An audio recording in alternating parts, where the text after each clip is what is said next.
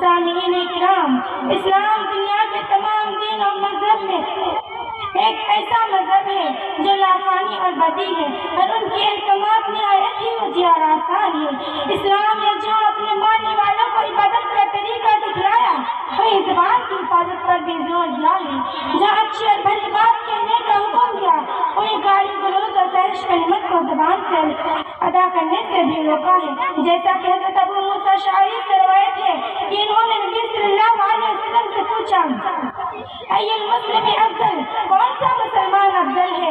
آپ صلی اللہ علیہ وسلم نے فرمایا، من سلم المسلمین من لسان و یدہ، افضل مسلمان وہ ہے جن کے ہاتھ اور زبان سے دوسرے مسلمان محفوظ ہوں۔ برادران اسلام، زبان کی حفاظت کرنا ہر مسلمان پر ضروری ہے تاکہ اس کی وجہ سے کسی کو تکلیف نہ پہنچے، اور اگر اس کی حفاظت نہ کی جائے تو انسان اس کے سبب نامناسب حالات کا سامنا کرنے اور در در کے ٹھوکریں کھانے پر مجبور ہو جاتا ہے، کیونکہ زبان کا زخم گاڑی کی ایکسیڈنٹ اور سمندر کی تباہی سے کم نہیں ہوا کرتا۔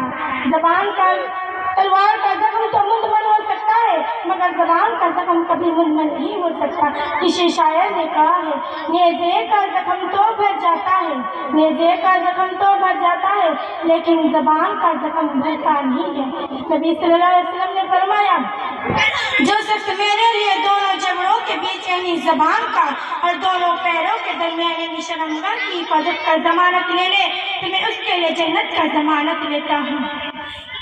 اسی طرح جب ابن آدم صبح کرتے ہیں تو اس کے تمام اعضاء زبان سے کہتے ہیں، تو ہمارے بارے میں اللہ سے ڈر، اگر تو درست ہے تو ہم سب بھی درست ہے، اور اگر تو ٹیڑھی ہو گئی تو نادانستہ ہم سب بھی ٹیڑھی و نادرست ہو جائیں گے۔ یعنی جسم میں گوشت اور خون کے بعد سب سے اہم زبان اور دل ہی ہے۔ ملت کے پاسبانوں، اگر کوئی آدمی اپنی زبان کی حفاظت کا لگا دشت کرے تو بہت سی لفظ و شعار سے بچ سکتا ہے، کیونکہ زبان ہی ہے جو انسان کو اللہ کی بخشش اور مغفرت کا مستحق بناتی ہے۔ زبان ہی ہے جو انسان کو جنت میں لے جانے کا ذریعہ بنتی ہے۔ زبان ہی ہے جو پتھر کو موم بنا دیتی ہے۔ یہی وہ زبان ہے جو برسوں سے چلی آ رہی دوستی کو دشمنی میں تبدیلی کر دیتی ہے۔ آج انسان اسی زبان سے لوگوں کی عزت کو تار تار کرتا پھرتا ہے، پھر ان کی برائیوں میں مشغول و مصروف رہتا ہے۔ ان کے پرسدائی پر پردہ ڈالنے کے بجائے انسانی ہجوم بڑے فکر سے اظہار کرتے ہیں، پھر بغض و عداوت کا بازار گرم ہو جاتا ہے۔ حالانکہ اللہ تعالیٰ کی آیات موجود ہوتی ہیں، وَلَا يَغْتَبْ بَعْضُكُمْ بَعْضًا يُحِبُّ أَحَدُكُمْ أَن يَأْكُلَ لَحْمَ أَخِيهِ مَيْتًا فَكَرِهْتُمُوهُ۔ تم میں سے کوئی کسی کی غیبت نہ کرے۔ کیا تم میں سے کوئی یہ پسند کرے گا کہ اپنے مرے ہوئے بھائی کا گوشت کھائے؟ یقیناً تم اسے ناپسند کرو گے۔ اس کے باوجود جو لوگ اپنی زبان کا غلط استعمال کرتے ہیں، اپنے زبان کو لگام نہیں دیتے، اور غور سے سن لیں کہ آج ان کی زبان کیچی کی طرح لوگوں کے دلوں کو زخمی کر رہا ہے۔ کل قیامت کے دن اللہ رب العالمین کا اعلان ہوگا اور کہے گا، آج کے دن ہم ان کے منہ پر مہر لگا دیں گے، ان کے ہاتھ ہم سے باتیں کریں گے، ان کے پیر ہمیں گواہی دیں گے۔ اس چیز کے باوجود جو انہوں نے کہا تو آنکھیں پھاڑ پھاڑ کر اپنے آپ کو دیکھیں، الخاسئۃ ابصارہم ترہقہم ذلہ کی بولتی تصویر ہوں گے، اور کہیں گے، دل کے پھپھولے جل اٹھے سینے کے داغ سے، دل کے پھپھولے جل اٹھے سینے کے داغ سے، اس گھر کو آگ لگ گئی گھر کے چراغ سے۔ نبی صلی اللہ علیہ وسلم نے ارشاد فرمایا، لا يدخل الجنۃ قطات، چغل خور جنت میں داخل نہیں ہوگا۔ تو پھر چغل خوروں سے بچتے کیوں نہیں؟ جب تک ہم چغل خوروں سے دور نہیں جائیں گے، وہ ہمارے سامنے دوسروں کی غیبت جوئی کرتے رہیں گے۔ ہمارا یہ فرض ہونا چاہیے کہ جب کوئی کسی کی غیبت کرے تو فوراً وہاں سے ہٹ جائے، کیونکہ بغیر مخاطب کے کوئی اپنی بات نہیں سن سکتا، اللہ تعالیٰ نے فرمایا، جب کوئی لغو بات سننے سے انکار کر دے تو کسی کی مجال نہیں کہ وہ ہمیں کسی کی غیب سننے پر مجبور کرے۔ اور جو لوگ اپنے غیب جوئی کو رد نہیں کرتے، ایسے لوگوں کے بارے میں اللہ کے نبی صلی اللہ علیہ وسلم نے فرمایا، من رد عن ارد اخیہ ورد اللہ عن وجهہ النار یوم القیامہ۔ جو شخص اپنے بھائی کی عیب کی پردہ پوشی کرتا ہے، اللہ تعالیٰ قیامت کے دن اس کے چہرے کو جہنم کے آگ سے بچائے گا۔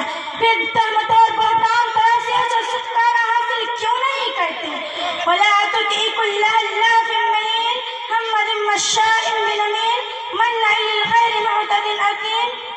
پھر جھوٹی قسم کھانا کیوں نہیں چھوڑ دیتے؟ بھلائی کے کاموں میں سبقت کیوں نہیں کرتے؟ اللہ تعالیٰ نے فرمایا وَقُولُوا لِلَّهِ الْحُسْنَىٰ کہ لوگوں سے اچھی بات کہو، تو پھر گالی سے احتراز کیوں نہیں کرتے؟ انسان کو ہمیشہ یہ خیال رہنا چاہیے جب کوئی لغو بات کہے یا غیبت کی بات چل رہی ہو تو اس وقت پر اللہ کے نبی صلی اللہ علیہ وسلم کی اس قول پر عمل کرنا چاہیے، من كان يؤمن بالله واليوم الآخر فليقل خيرا أو ليصمت، جو شخص اللہ اور یوم آخرت پر ایمان رکھتا ہے اسے چاہیے کہ بھلی بات کہے اور نہ خاموش رہے۔ برادران اسلام، ہم اپنی زبان کی حفاظت کریں اور اپنی، کیونکہ یہی وہ زبان ہے جس سے انسان کو دنیا و آخرت میں کامیاب اور کامران ہو جاتا ہے۔ اگر ہم زبان کی حفاظت نہیں کریں گے تو کل قیامت کے دن اللہ رب العالمین کان آنکھ دل کی بھی باز پروس ہوگی، کیونکہ اللہ تعالیٰ کا ارشاد جھوٹا نہیں ہو سکتا۔ نہیں بلکہ جو سچائی کا راستہ اپناتا ہے اور اپنے زبان کو امر بالمعروف نہی عن المنکر، تلاوت قرآن، ذکر اللہ، توبہ استغفار میں استعمال کرتے ہیں تو ایسے لوگوں پر اللہ رب العالمین اپنی رحمتوں کی بارش کرتا ہے۔ وَمَن يَتَّقِ اللَّهَ يَجْعَل لَّهُ مَخْرَجًا وَمَن يَتَّقِ اللَّهَ يَجْعَل لَّهُ مِنْ أَمْرِهِ يُسْرًا۔ اللہ تعالیٰ ہم تمام مسلمان بھائیوں کو زبان کی حفاظت کرنے کی توفیق بخشے، آمین۔ میری زبان و قلم سے کسی کا دل نہ دکھے، میری زبان و قلم سے کسی کا دل نہ دکھے، کسی کو شکوہ نہ ہو زیر آسماں مجھ سے۔ وآخر دعوانا الحمد للہ رب العالمین۔ السلام علیکم ورحمۃ اللہ وبرکاتہ۔